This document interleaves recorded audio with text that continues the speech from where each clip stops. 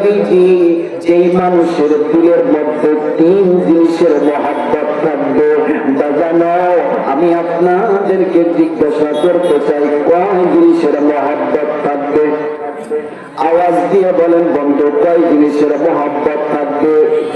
আল্লাহ রাব্বুল আলামিন আমার আপনার হাবিব মুহাম্মদুর রাসূলুল্লাহ সাল্লাল্লাহু আলাইহি ওয়াসাল্লামকে ও বন্ধু আল্লাহ রাব্বুল আলামিন ডাক দিয়ে বললেন, নবীজি এক নম্বরে আবাউকুম, তার পিতা, ওয়া আবনাউকুম, তোমাদের ছেলে, ওয়া ইখওয়ানুকুম, তোমাদের ভাই, ওয়া আজওয়াজুকুম, তোমাদের স্ত্রী, ওয়া আশীরাতুকুম, তোমাদের গোত্র, ওয়া আমওয়ালুন ইফতারাতুমুহা তিজারাতান তাখশাউনা কাসাদাহা ওয়া মাসাকিনু তারদাউনাহা।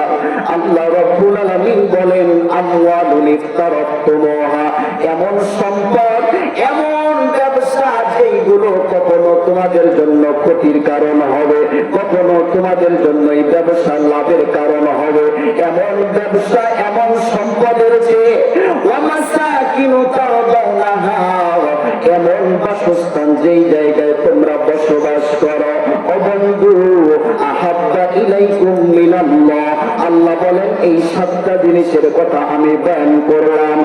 এক নম্বরে পিতা, দুই নম্বরে ছেলে, তিন নম্বরে ভাই, চার নম্বরে তোমাদের স্ত্রী, পাঁচ নম্বরে আশীরাতুকুম, তোমাদের গোত্র, ছয় নম্বরে তোমাদের ব্যবসা, তোমাদের সম্পদ, তোমাদের সম্পদের চেয়ে, সাত নম্বরে তোমাদের বাসস্থান। এই সাত জিনিসের চেয়ে তোমাদের দিলে যতক্ষণ পর্যন্ত তিন জিনিসের ভালোবাসা না হবে, আল্লাহ রাব্বুল আলামিন এই আয়াতের শেষের দিকে আল্লাহ বলেন, হাত্তা ইয়াতিয়াল্লাহু বিআমরিহি, আল্লাহু লা ইয়াহদিল কওমাল ফাসিকিন।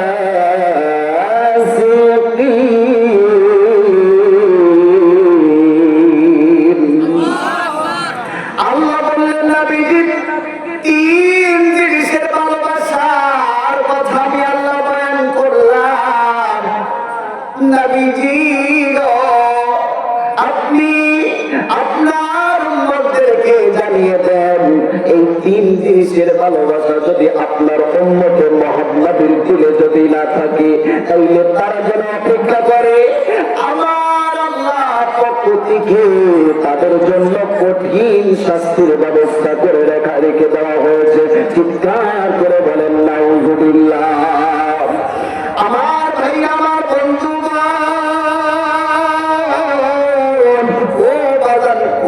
তিন জিনিসের মহব্বতের কথা আল্লাহ রাব্বুল আলামিন এই সূরা তাওবার 24 নম্বর আয়াতে বললেন। বাবাজি, এক নম্বরে আল্লাহ রাব্বুল আলামিন বললেন আহাব্বা ইলাইকুম মিনাল্লাহ,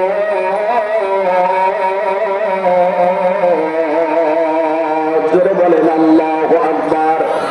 এক নম্বরে আল্লাহ বললেন আমি আল্লাহর ভালোবাসা যদি কোন মুমিনের দিল ওই সাত জিনিসের চেয়ে বেশি না থাকে। দুই নম্বরে বন্ধু ও রাসূলিহি, আমার বন্ধু, আমার পয়গম্বর, ও বাজান আখির জামানার নবী, বিশ্ব নবী নবী মুহাম্মদুর রাসূলুল্লাহর ভালোবাসা। তিন নম্বরে জিহাদিন ফি সাবিলি, আল্লাহর রাস্তায় জিহাদ করা। কিন্তু দেখা যায় বাজার আজকে আমার আপনার সমাজে এই দুনিয়া, এই আসমানের উপরের ওয়াজ আর মাটির নিচের ওয়াজ করলে ভালো লাগে, মানুষ অ্যাকসেপ্ট করে, কিন্তু বাজার কোরআনে আল্লাহর ফরমান জিহাদিন ফি সাবিলি, আল্লাহর রাস্তায় জিহাদ করতে হবে। এই জিহাদের কথা বললেই আমাদেরকে জঙ্গিবাদ বলে আখ্যায়িত করা হয়। আওয়াজ দিয়ে বলবেন ঠিক কিনা? আমরা দেখেছি জঙ্গি বলে বলে এই দেশের মধ্যে বহুত ভঙ্গি করেছে বাবাজি, আর সামনে দিনগুলো আর জঙ্গি বলে বলে ভঙ্গি করার দিন এবার সে।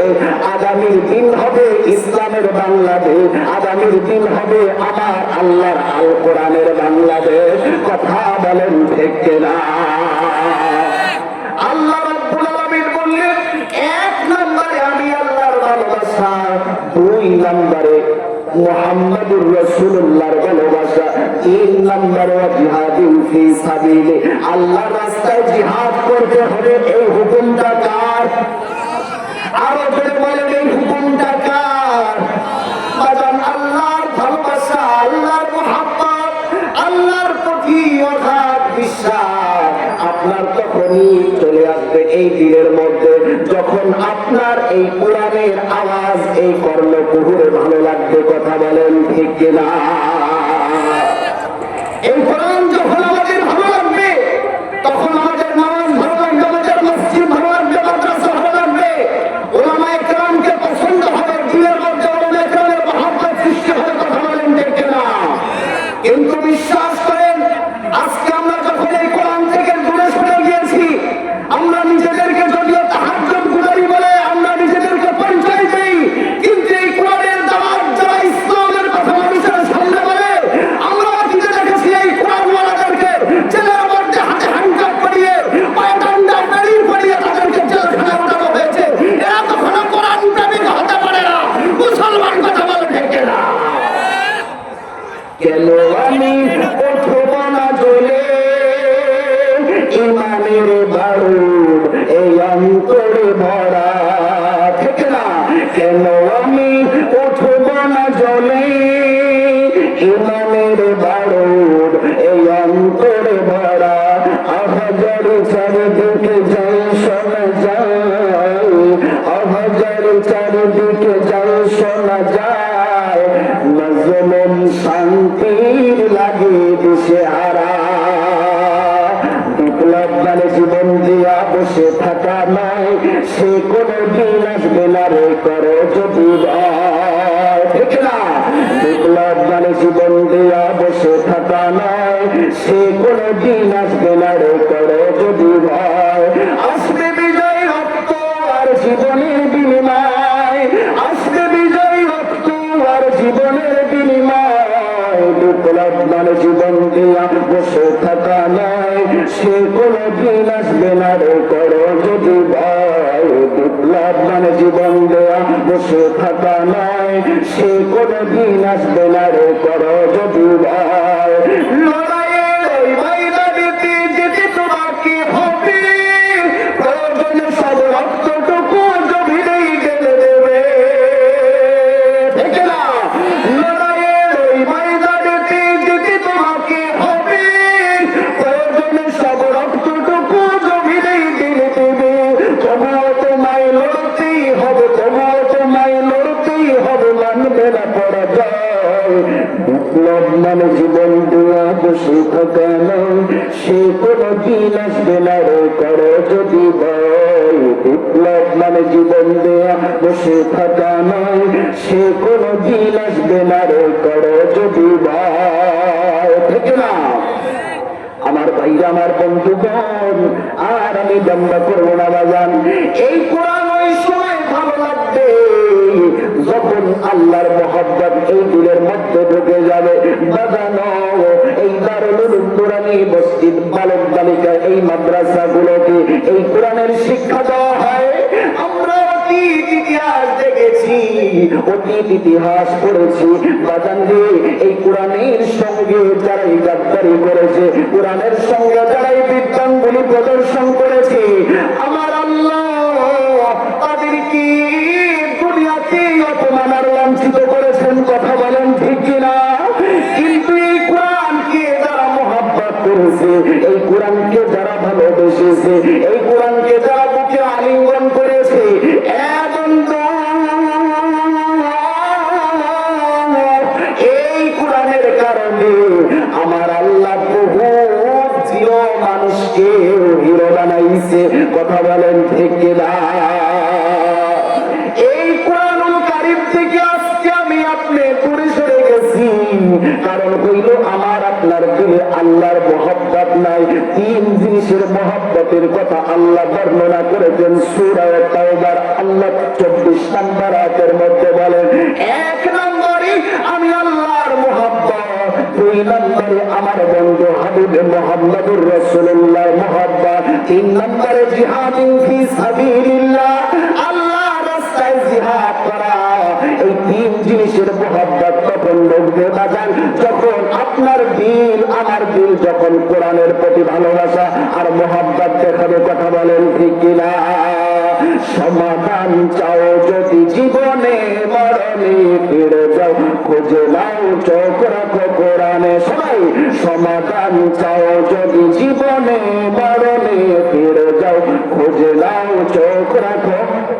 বলেন বলেন সবাই, সমাধান চাও যদি জীবনে মরণে ফিরে যাও খুঁজে নাও চোখ রাখো। এ বাণী সকলের নয় শুধু মুমিনের, যারাই চলবে মেনে ফল পাবে। বলেন বলেন, এ বাণী সকলের নয় শুধু মুমিনের, যারাই চলবে মেনে ফল পাবে কোরআনে।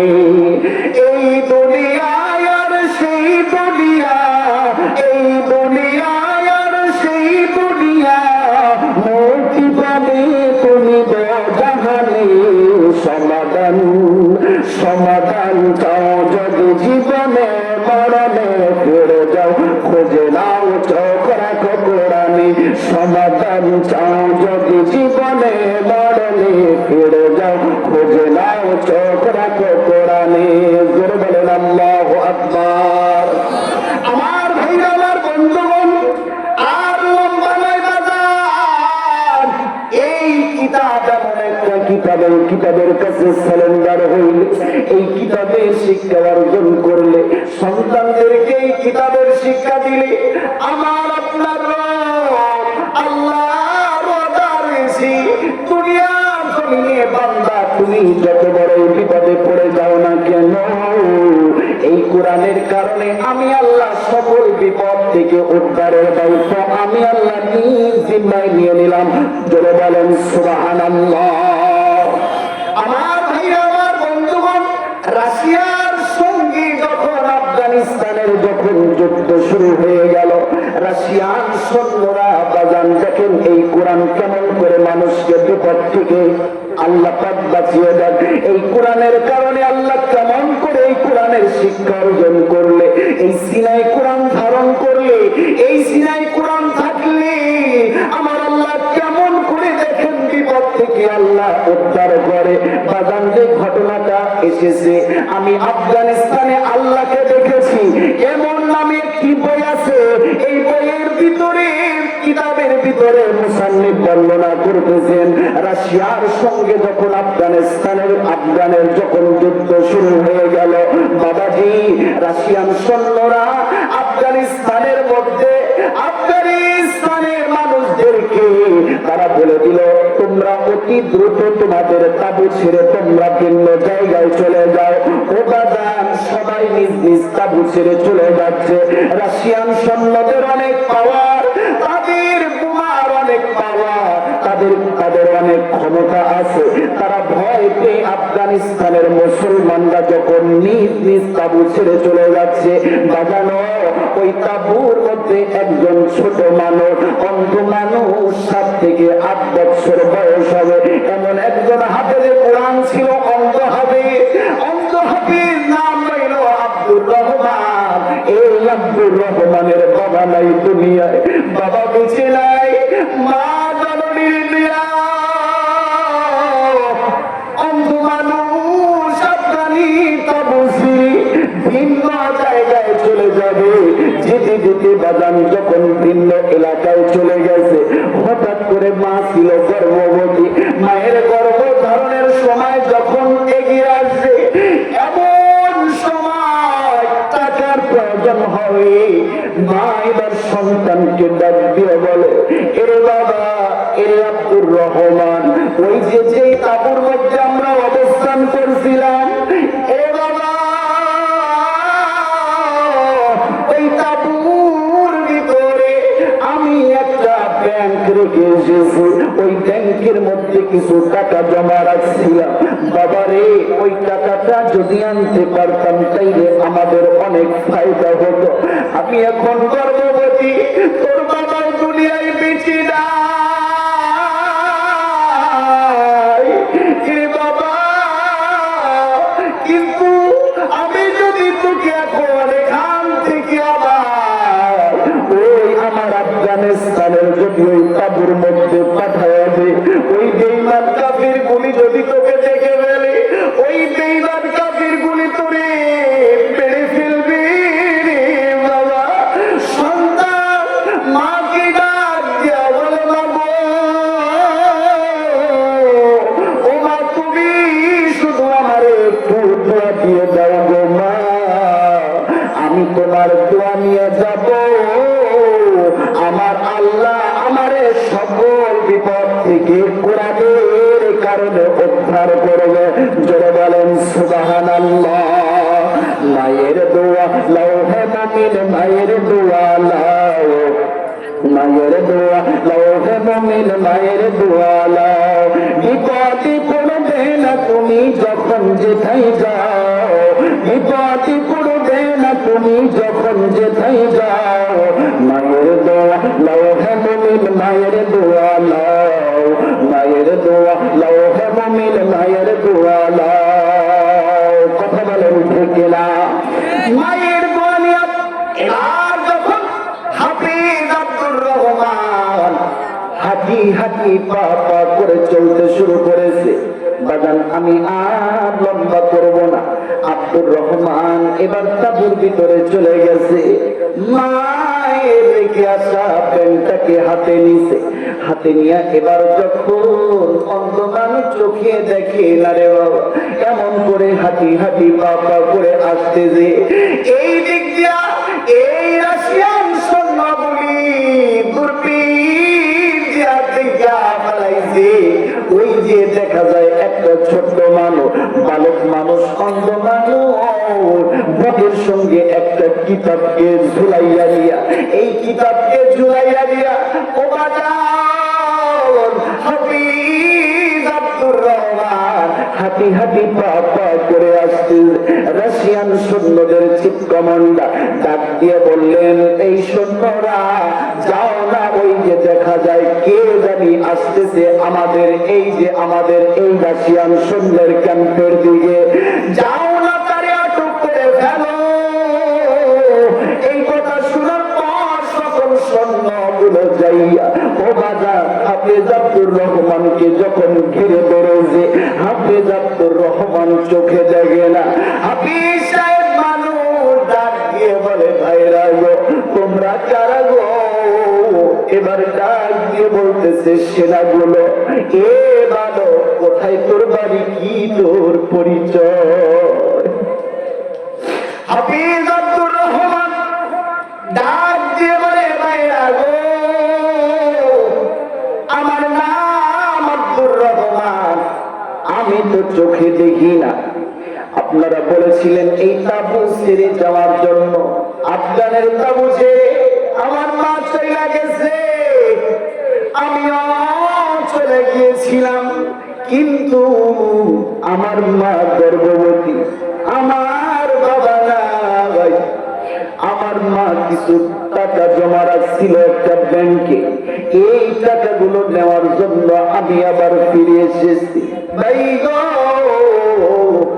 ভুল ক্ষমা করবেন, আমারে মাফ কইরা দেন, আমারে আমার জনম দুঃখী মায়ের কাছে যাইতে দেন। ওই রাশিয়ান সৈন্যগুলি, ওই বেঈমানগুলি অন্তরের ভিতরে তখনও কিন্তু পরিমাণ মায়া লাগলো না। মা বলে কান্দে, তখনও ওই রাশিয়ান সেনাগুলি হাফেজ আব্দুর রহমানকে ছাড়ে না। এক পর্যায়ে ডাক দিয়ে বলে, তোরে ছাড়তে পারি, তবে একটা শর্ত আছে রে, শুনেছি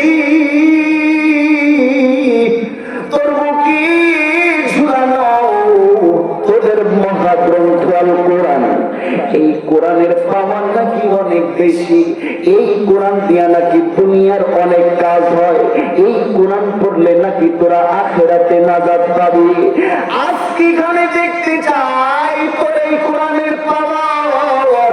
এই যে দেখতেছিস তোর পাশে এই যে বড় বড় অনেক সাজুয়া ট্যাঙ্ক সাজিয়ে রাখা আছে, এই ট্যাঙ্কগুলি যদি তুই কোরআনের আয়াত পড়ে তোর কোরআনের এই তিলাওয়াত দিয়া এই সাজুয়া ট্যাঙ্কগুলিতে যদি আগুন ধরা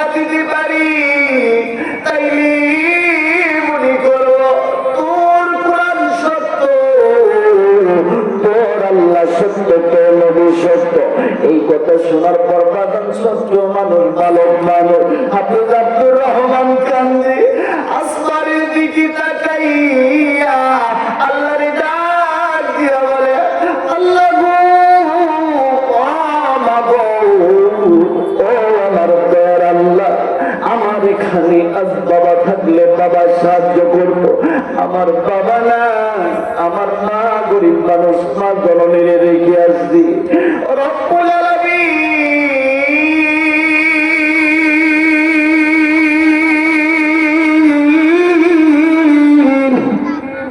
ওগো আল্লাহ, দুনিয়ার জমিনের কোনো ক্ষমতা নাই, দুনিয়ার জমিনের কোনো পাওয়ার নাই, কিন্তু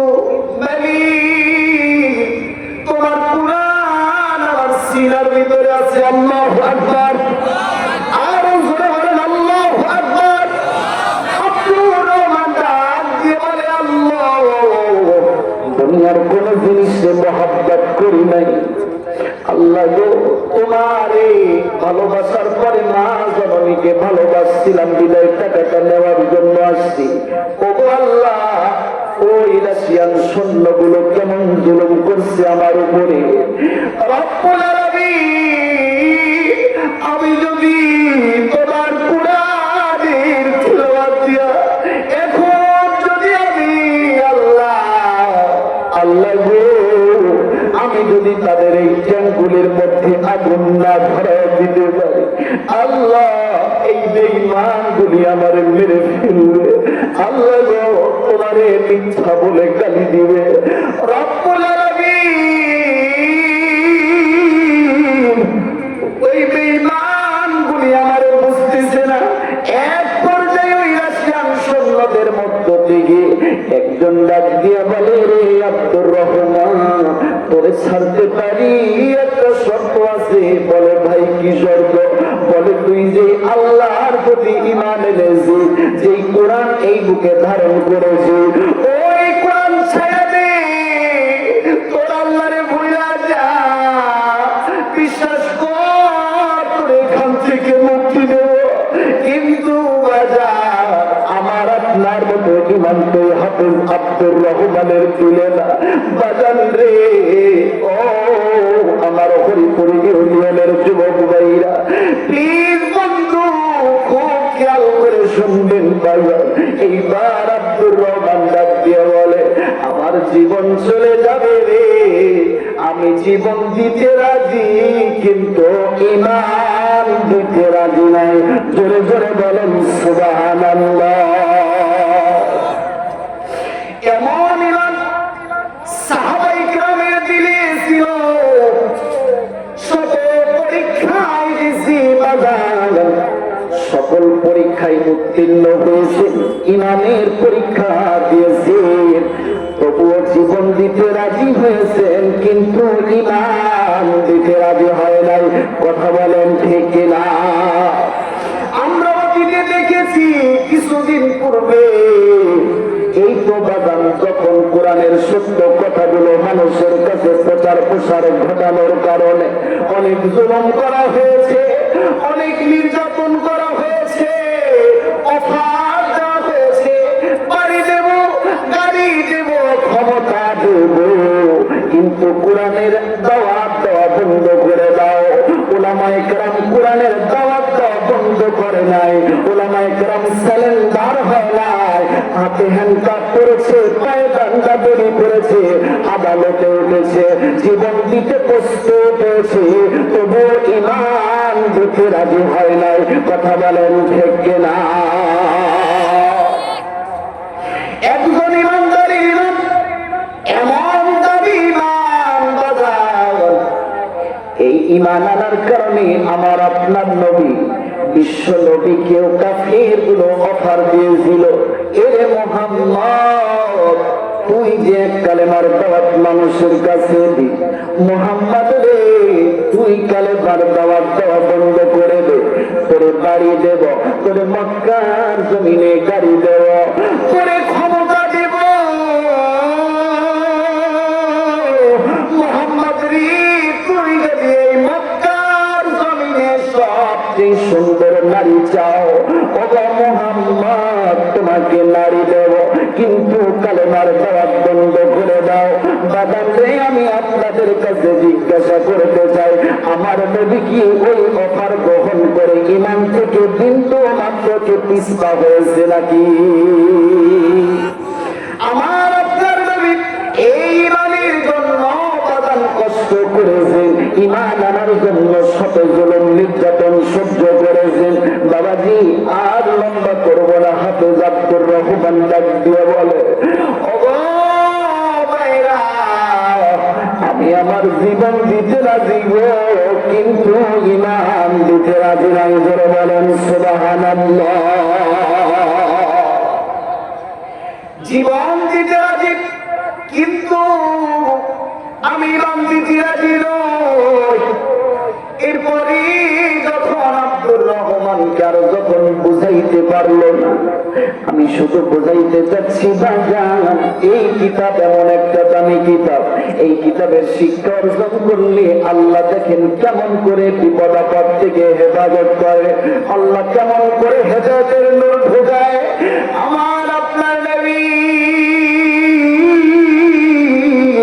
বিশ্বনবীর উপরে যখন কাফির বেঈমানগুলো জুলুম করতেছিল, আমার নবীজি আর মক্কার জমিনের জুলুম যখন সহ্য করতে পারছিল না, এমন সময় আবু বকরকে ডাক দিয়ে বলে, আবু বকর রে, কে আবু বকর, এই মক্কার মানুষগুলি আমারে চিনল না। আবু বকর, এখন মনে হয় আমাদেরকে মক্কা ছেড়ে হিজরত করতে হবে। নবীজি এই কথা বলার পরে আবু বকর বাড়িতে চলে গেল। কিন্তু বাজার, আমার আপনার নবী বড় দোলা দরজা খানের সর্দার নবী মোহাম্মদ নিজ ঘরের ভিতরে শুইয়া, এমন সময় আমার নবী দেখে রে, নবীজির বাড়ির চতুর্পাশ দিয়ে কাফের গুলি ঘেরাও করে ধরেছে, মুহাম্মদ নবীরে হত্যা করে ফেলবে। আমার আল্লাহ জিবরিল আমিনকে ডাক দিয়ে বলে, আরে জিবরাইল, আমার বন্ধুর কাছে যাইয়া আমার বন্ধুর কানে কানে বইলা দাও, আমার বন্ধু আমার এই কুরআনুল কারীমের তিলাওয়াত করিয়া হাতের মধ্যে এক মুষ্টি বালি নিয়া ওই কাফিরদের দিকে ছুঁড়ে মারবে। আমি আল্লাহ আমার বন্ধুর যাওয়ার জন্য পথ আমি উন্মোচন করে দেব। জোরে বলেন সুবহানাল্লাহ। আমার নবী হযরত আলীকে নবীর বিছানায় শুয়াইয়া আমার আপনার নবী হাতের মধ্যে এক মুষ্টি বালি নিয়া আল্লাহর কোরআনে তিলাওয়াত করে ওই বেঈমানগুলো কাফেরদের যখন চোখে ছুঁড়ে মেরেছে, কাফেরদের চোখের মধ্যে পৌঁছাইয়া দেওয়ার জিম্মাদারি যিনি নিয়েছেন তিনি কে? আমার আল্লাহ সকল বেঈমানগুলির চোখের ভিতরে যখন বালি কণা যখন ঢোকায় দিয়েছে, বেঈমানগুলি চোখ মুছতেছে, এর মাঝখান দিয়ে আমার আপনার নবী মরদুলাল দুজাহানের সরদার নবী মুহাম্মদ বেরিয়ে আবু বকরের দরওয়াজার সামনে যাইয়া হাজির হইয়া গেছে। জোরে জোরে বলেন সুবহানাল্লাহ। এ বন্ধু, আমি আপনাদের সামনে বলেছিলাম সূরা তাওবার মধ্যে আল্লাহ এক নম্বরে আল্লাহর ভালোবাসার কথা বলেছেন, দুই নম্বরে নবীজির ভালোবাসার কথা বলেছেন। বাজানো দেখেন সাহাবায়ে কেরাম নবীকে কেমন মহব্বত করত, কেমন ভালোবাসত। হযরত আবু বকরকে আমার নবী যেই দিন বলেছে, আবু বকর রে, এরে আবু বকর, যে কোনো সময় কিন্তু মক্কা ছেড়ে মদিনায় হিজরত করা লাগতে পারে। এই মক্কার কাফিরগুলি, এই মক্কার বেঈমানগুলি আমি নবীরে চিনল না, আমি নবীর উপরে জুলুম করে, নির্যাতন করে রে। আবু বকর কি যেই দিন আমার নবী বলেছে 6 মাস পরে নবীজি গভীর রজনীতে আবু বকরের বাড়ির দরজার সামনে যাইয়া একবার যখন দরজায় কড়া দাঁড়াইছে,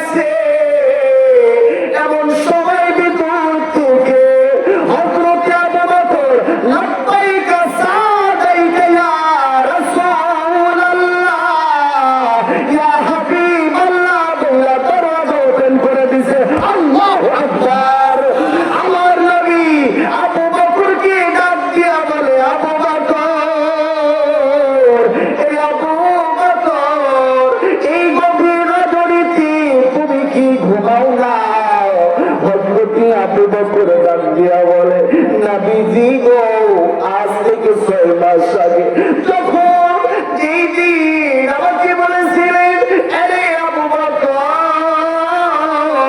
যে কোনো সময় মক্কা ছেড়ে মদিনায় হিজরত করা লাগতে পারে, নবীজি গো, ওই দিন থেকে বিশ্বাস করেন আমি আবু বকর আর দিনে রাতে কখনো বিছানায় ফিট লাগাই না। বলেন সুবহানাল্লাহ। লম্বা ঘটনা। আমার নবী হযরতে আবু বকরকে নিয়ে এবার যখন মরুভূমির মধ্যে হাঁটতেছে, আবু বকর একবার নবীজির সামনে যায়, আবার পিছনে যায়, আবার ডাইনে যায়, আবার বামে যায়। আমার নবী ডাক দিয়ে বলে, আবু বকর রে, তুমি কি জন্য এমন করতেছ?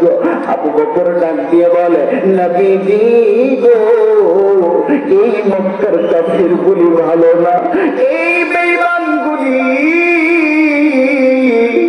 আপনাকে মারতে চায়।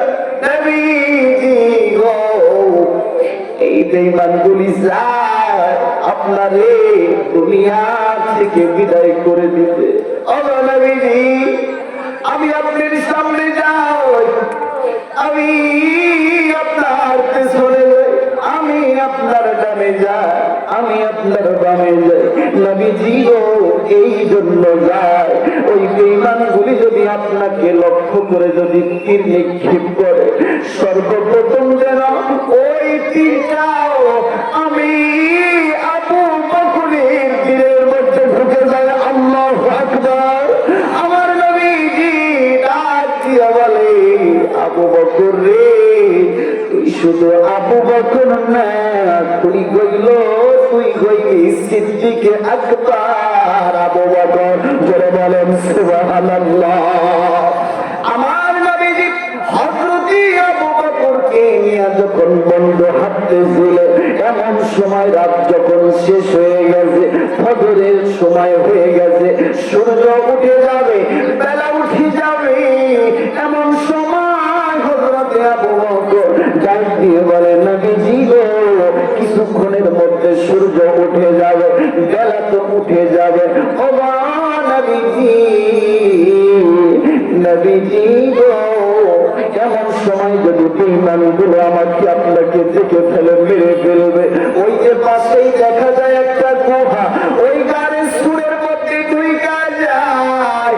নবীজি হযরতে আবু বকরকে নিয়ে যখন গাড়ির সুরের মধ্যে ঢুকেছে, বাজারে কিতাবের মধ্যে মুসান্নিফ প্রমাণ করতেছে, হযরতে আবু বকর ওই গর্তের মধ্যে আগে আগে ঢুকে আর নবীজিকে ডাক দিয়ে বলে, নবীজি গো, আমি আগে ওই গর্তের মধ্যে ঢুকবো, আমি দেখতে চাই ওই গর্তের ভিতরে কি কোন সাপ, পোকামাকড়, বিচ্ছু আছে নাকি, নবীজি গো, কোন বিষধর প্রাণী আছে নাকি। ও নবী, আমি আজ আমাকে আগে একটু দেখতে দিন। হযরতে আবু বকর ওই গর্তের ভিতরে ঢুকেছে, তুই কা দেখি গো, অনেকগুলি গর্ত দেখা যায়।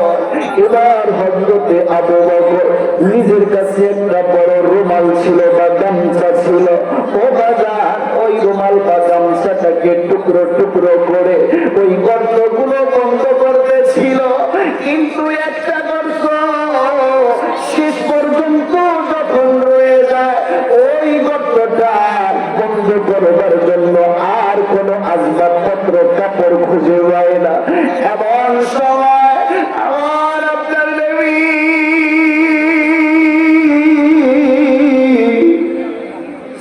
আবু বকর ডাক দিয়ে বলে, আবু বকর, আবু বকর রে, আমার মরুভূমির বালুর ভিতরে হাঁটতে হাঁটতে আমি নবীজির পা মুবারক ব্যথা হইয়া গেছে। এ আবু বকর, আমার চোখে তো তন্দ্রা চলে আসছে, আমার চোখে ঘুম চলে আসছে। আবু বকর রে, আমার কি একটু তুই তোর রানের উপরে ঘুমাইতে পৃথিবী। হযরত আবু বকর নিজের পাটা পিছাইয়া আমার আপনার নবী মুহাম্মদকে যখন ঘুমাইতে দিয়েছে, এমন সময় আবু বকর নজর করে দেখে একটা গর্ত এখনো পর্যন্ত বন্ধ হয় নাই। ওই গর্তটা আবু বকর কি দিয়ে বন্ধ করবে? বাগান রে, আবু বকর রাদিয়াল্লাহু তাআলা আনহু নিজের পা মুবারক ওই গর্তের উপরে দিয়েছে। ওই গর্তের উপরে দিয়া নবীর প্রতি প্রেম মুহাব্বত ভালোবাসা প্রকাশ করেছে। জোরে বলেন সুবহানাল্লাহ। কিছুক্ষণের ভিতরে ওই গর্তের ভিতর থেকে একটা বিষধর সাপ হযরতে আবু বকরের পায়ের মধ্যে যখন দংশন করেছে, আবু বকরের পুরা শরীর বিষে যখন একাকার হয়ে গেছে, চেহারা মলিন হয়ে গেছে, ঠোঁটগুলো কালো হয়ে গেছে, আবু বকর তবুও নবীজিরে ডাকে না। ওগো নবী ঘুম থেকে ওঠেন, কারণ আবু বকরের দিলের মধ্যে সবচেয়ে ভালোবাসা আমার আল্লাহর, এরপরে নবী মুহাম্মদের। কথা বলেন ঠিক কিনা? হযরত আবু বকর এবার যখন আর যন্ত্রণা সহ্য করতে পারে না, এমন সময় হযরত আবু বকরের চক্ষু থেকে যখন পানি বের হয়ে গেছে, আমার নবীজি ঘুম ভেঙে গেছে। নবীজি ডাক দিয়ে বলে, আবু বকর রে, তোমার কি হয়েছে? তোমার কি হয়েছে? আবু বকর ডাক দিয়ে বলে, নবীজি আমার পায়ে সাপ দংশন করেছে। এবার আবু বকরের পায়ে আমার নবীজি একটু লালা মুবারক দিয়েছে, সঙ্গে সঙ্গে আবু বকরের বিষ ভালো হয়ে গেছে। যারা বলেন সুবহানাল্লাহ। লিল্লাহি তাকবীর, লিল্লাহি তাকবীর।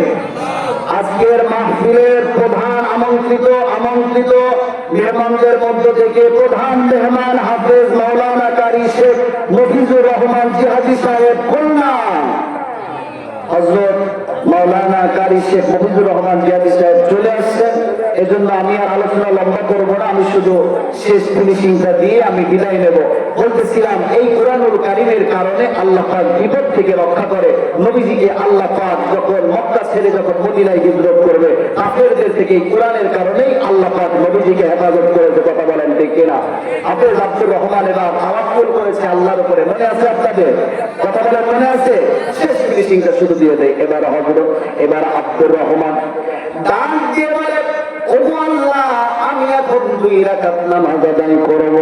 নামাজ আদায় করিয়া আল্লাহ গো, আমি কুরআনুল কারীমের আয়াত তিলাওয়াত করে আমি ওই সাজওয়া ট্যাঙ্কগুলোর মধ্যে আমি ফু দেব। আল্লাহ গো, তুমি তোমার কুদরতি ভাবে আগুন ধরায়া দিবা। আল্লাহ রাব্বুল আলামিনের কুদরত বোঝা বড় কঠিন বাবা। বাজান, আমার আল্লাহ রাব্বুল আলামিনের কিতাব বড় সত্য কিতাব। আল্লাহ বলেন, যালিকাল কিতাবু লা রাইবা ফীহি। আল্লাহ বলেন, এইটা এমন কিতাব, এই কিতাবের মধ্যে কোনো সন্দেহ নাই, কোনো সংশয় নাই।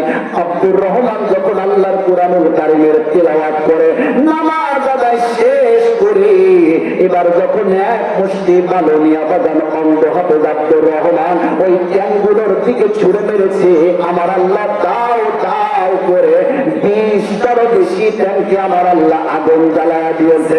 জোরে বলেন সুবহানাল্লাহ। ওই বেঈমান গুলি ওই সময় ডাক দিয়ে বলে, আব্দুর রহমান রে, বুঝতে পেরেছি তোর কোরআন সত্য, তোর দিলে আল্লাহর ভয়, আল্লাহর ভালোবাসা, নবীর মহব্বত আছে। এই আব্দুর রহমান ভুল করেছি অতীতে, আর থাকতে চাই না বেঈমান। এখনই তোর হাতে হাত রাইখা কালেমা পড়ে মুসলমান হয়ে যেতে চাই। জোরে বলেন সুবহানাল্লাহ। বীর মুসলমান ধরো আল কোরআন, ফিরাইয়ানো সেই হারানো সম্মান। বীর মুসলমান ধরো আল কোরআন, ফিরাইয়ানো সেই হারানো সম্মান।